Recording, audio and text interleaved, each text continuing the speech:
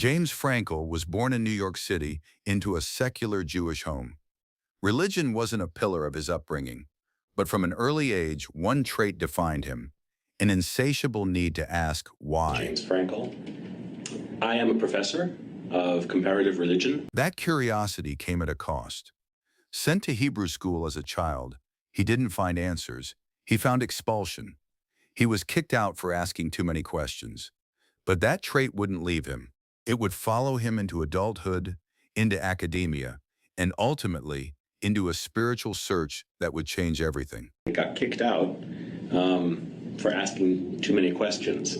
While studying in Washington, D.C., James received a surprise visit from his grandparents. His grandmother, the only link to his religious heritage, listened as he shared his plans for the future. As she left, she offered a blessing wrapped in uncertainty. God willing. Hours later, a phone call shattered the night.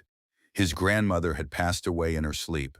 Her final words echoed in his mind: "Take care of yourself. God willing." He said, "Grandma died." At the funeral, James sought answers from the rabbi. Where do we go? Why are we here? The response was not wisdom, but dismissal. He looked at his watch and he said, "I have to go." That moment didn't end his search. It ignited it. They told him as a white man was the devil. And they said, "Well, because you're the devil." Instead of anger, James responded with a question that defined his life. Why am I so thirsty to know God? They pointed him not to the Bible, but to their own scripture, the Quran, the discovery, words that moved him. James went home and retrieved the Quran a friend had given him years earlier, a book that had sat untouched on his shelf. He read the verse they mentioned, then started from the beginning. He read on the subway, between classes, until he fell asleep with the book in his hands. And I just began to read. And I read and I read and I read. The Quran spoke differently, directly, intimately, as if the Creator was addressing him personally. He felt tears, he felt chills. He couldn't pinpoint the moment, but he knew he was reading the words of God. I feel tears in my eyes and running down my face. In January 1990, over coffee with old friends, James shared what he believed: one God, Muhammad as his messenger. His friends stated the obvious conclusion he hadn't yet embraced. "You're a Muslim." And I laughed. He was in shock.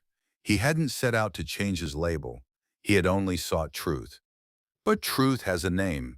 "You are a Muslim." And I was in shock. He learned to pray, to make wudu. Living in his parents' home, he practiced in secret, a closet Muslim, guided only by the Quran and a scholar's book. A closet Muslim, because I was living in my parents' home. When he finally told his family, there were challenges, but they responded with patience. And James noticed a change. He was a better student, a better son, a better person. Islam has made me, makes me, and will make me a better person. His journey didn't end with conversion. It propelled his career.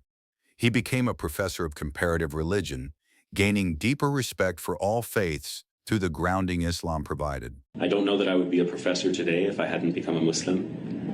James Frankle's story reminds us, faith isn't the absence of questions. It's the courage to keep asking until the answer resonates in the soul. From a secular home in New York to a classroom in Hawaii, one question led to another, until the answer changed everything. If this story moved you, share it. Subscribe for more journeys of faith.